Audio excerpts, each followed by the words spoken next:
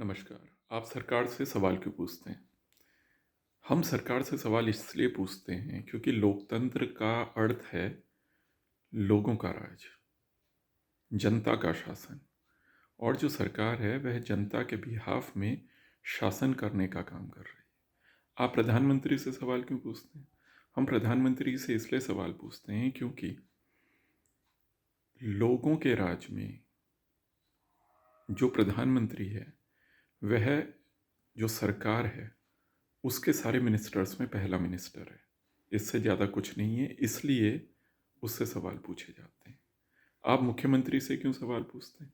हम मुख्यमंत्री से इसलिए सवाल पूछते हैं क्योंकि लोकतंत्र में लोगों की सत्ता, राज्य में जो सरकार चला रही है उसमें सारे मिनिस्टर्स में पहला मुख्यमंत्री है।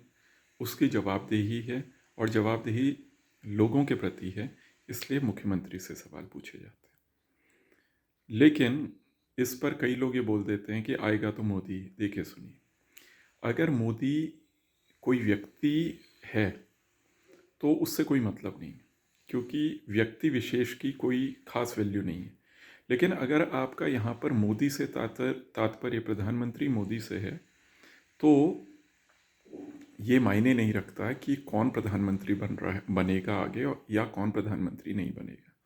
क्योंकि किसी भी व्यक्ति की जिम्मेदारी उसकी वह किस कुर्सी पर बैठा है उससे तय होती है। आज से पहले भी, नरेंद्र मोदी जी से पहले भी बहुत सारे प्रधानमंत्री देश में हुए। सब ने कुछ अच्छा काम किया, कुछ खराब काम किया। जब तक वे उस चेयर में रहते हैं तब तक वे प्रधानमंत्री रहते हैं। जब वे उससे चले जाते हैं फिर उनके प्रति कोई जवाबदेही नहीं होती। ये सवाल और इनके उत्तर मैं आपके सामने इसलिए प्रस्तुत कर रहा हूँ क्योंकि ये एक किसी भी आर्ग्यूमेंट में ये कॉमन सा एक आर्ग्यूमेंट हो जाता है कि आएगा तो मोदी। देखिए, कोई भी आए, लोकतंत्र में जो हित है वह जनता का है। लोकतंत्र चलता ही लोगों के हित के लिए है, इसलिए ये सवाल नहीं उठता कि कौन आएगा कौन नहीं आएगा। और जिस तरीके से जो पुराने प्रधानमंत्री हैं उनको भी आप एक समय तक ही याद करते हैं, भले ही वह कितने ही महान हों। तो इस तरीके से ये इस संसार में किसी भी व्यक्ति की अहमियत एक निश्चित समय तक होती है, उससे ज़्यादा या कम नहीं। आइए अब आज के विषय पे आ जाते हैं। जब कोई व्यक्ति किसी भी आर्ग्यूमेंट के लिए ये कहता है कि भले ही कुछ हो, ये सरकार तो नहीं बदलेगी, ये प्रधानमंत्री नहीं बदलेंगे, अब ये 50 साल तक हो गई, तो देखिए ये आर्ग्यूमेंट ही कमज़ोर है। ये आर्ग्यूमेंट इसलिए कमज़ोर है क्योंकि यहाँ पर बात जो करनी चाहिए वह ये करनी चाहिए कि आपको अपने प्रधानमंत्री से क्या सवाल पूछना है, आप उसको क्या प्रश्न पूछ रहे हैं और वहाँ से आपके लिए उत्तर आ रहा है कि नहीं आ रहा है। कुछ उदाहरणों से इसको समझ लेते हैं। जैसे कई नरेंद्र मोदी समर्थक ये कहते हैं कि नरेंद्र मोदी ही अब अगले 40 साल तक देश के प्रधानमंत्री रहेंगे। हो सकता है रहें, लेकिन इसका अर्थ ये नहीं है कि उनसे सवाल नहीं पूछे जाएंगे। उनसे आज भी सवाल पूछे जाने चाहिए और पूछे जाते हैं और कल भी पूछे जाएंगे। जैसे अगर माना, सबसे पहली बात, जिस समय नरेंद्र मोदी सरकार 2014 में पहली बार आई थी तो उन्होंने सबसे पहला जो उन्होंने वादा किया था वो क्या था? वो ये था कि प्रतिवर्ष 2 करोड़ रोजगार वे बनाएंगे।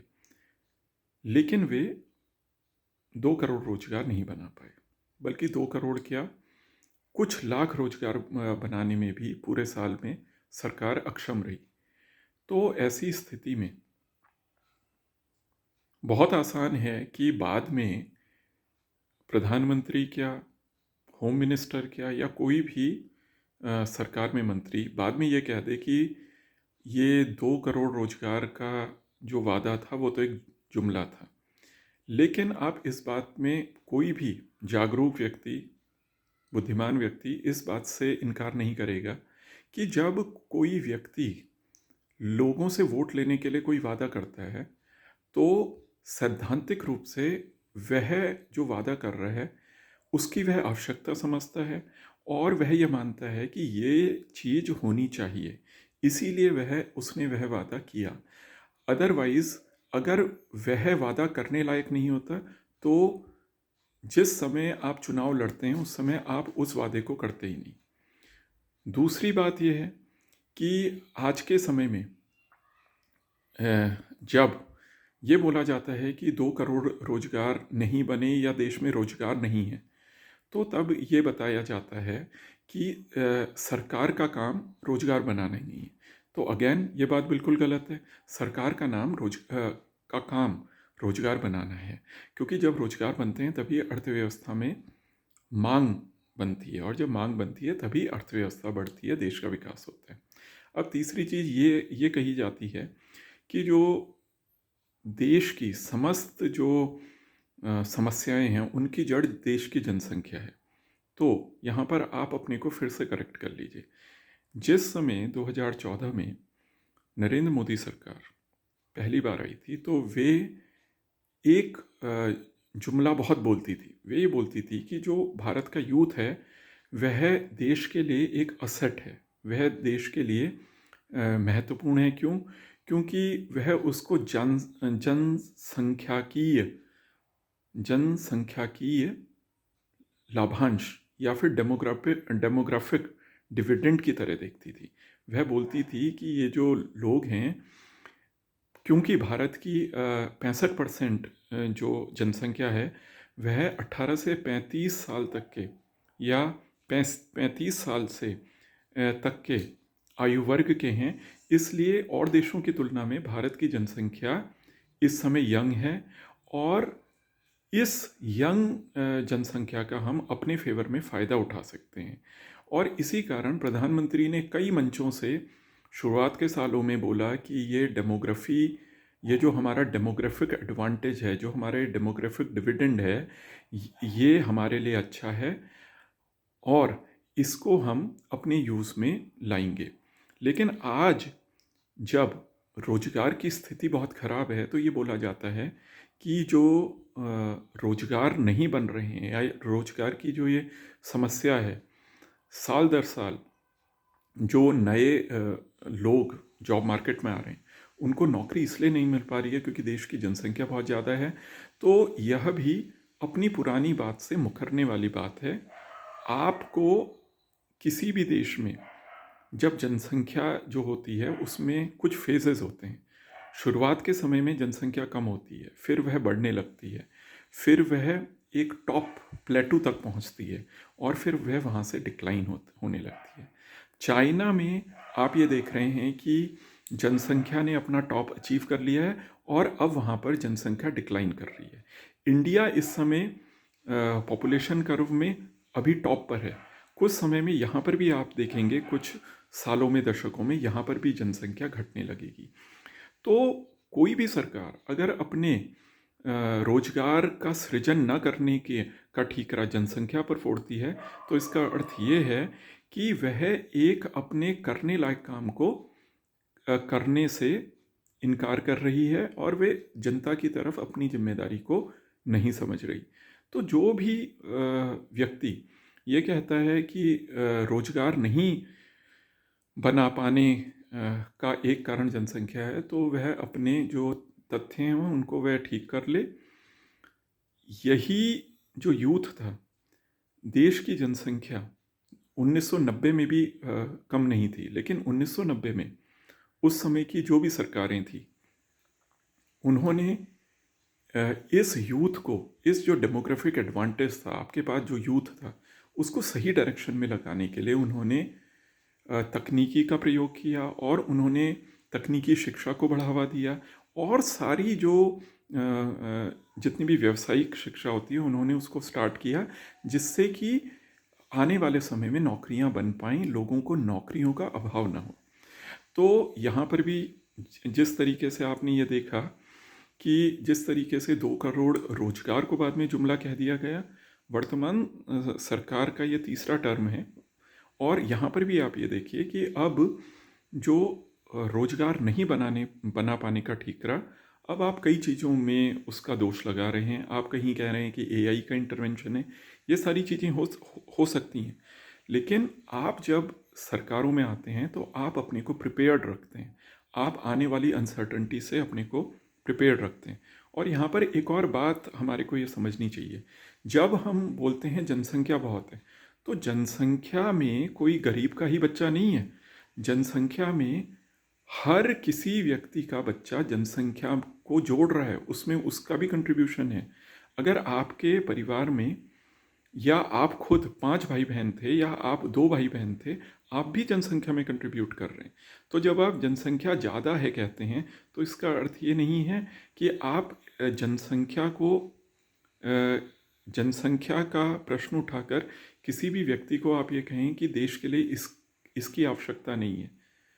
आपके पास जनसंख्या है तो आप उसको यूज़ करने के कुछ तरीके अपनाइए, और यही अच्छे देश करते हैं। तीसरी चीज़ देखिए, अगर कोई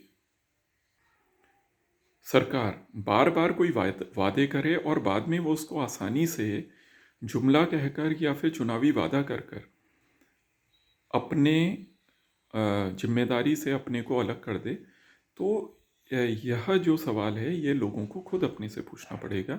क्योंकि एक सामान्य व्यक्ति के भी कहे हुए शब्द की कीमत होती है। तो ये तो सरकार की बात है, ये तो प्रधानमंत्री की बात है, ये तो मुख्यमंत्री की बात है।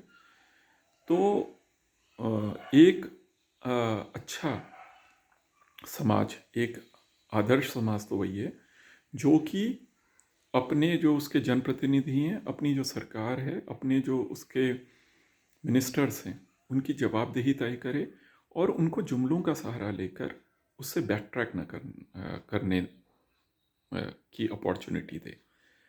अंतिम बात कह के अपनी बात को ख़त्म करता हूँ।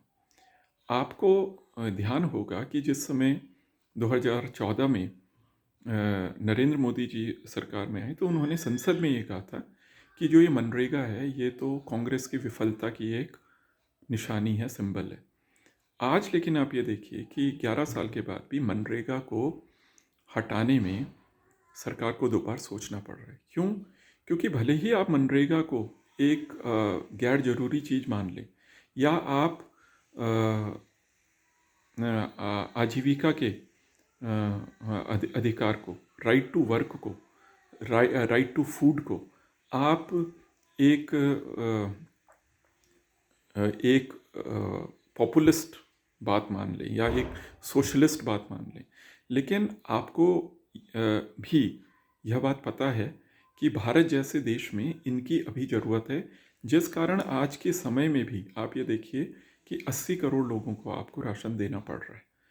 तो आपको भले ही आप किसी चीज़ को ये आसानी से कह दें कि ये जुमला है, ये किसी की विफलता की निशानी है, लेकिन अगर वह चीज़ वास्तविक रूप में लोगों के लिए ज़रूरी है और करनी आवश्यक है, तो किसी भी सरकार के लिए इसको दरकिनार करना आसान नहीं है। यही कारण है तो कि इस सरकार को रेवड़ी कल्चर कहने के बाद भी किसानों को किसान निधि भी देनी पड़ी और साथ में 80 करोड़ लोगों को राशन भी देना पड़ा। तो ये एक संक्षिप्त सी चर्चा थी उन सब लोगों के लिए जिनको ये अच्छा नहीं लगता कि सरकारों से प्रश्न पूछे जाएं। आपको अच्छा लगे ना लगे, लेकिन एक जागरूक व्यक्ति हमेशा अपनी सरकार से किसी भी लोकतंत्र में सवाल पूछता है। तो ये एक संक्षिप्त सी चर्चा थी। किसी और विषय में किसी और दिन आपके साथ चर्चा होगी। धन्यवाद।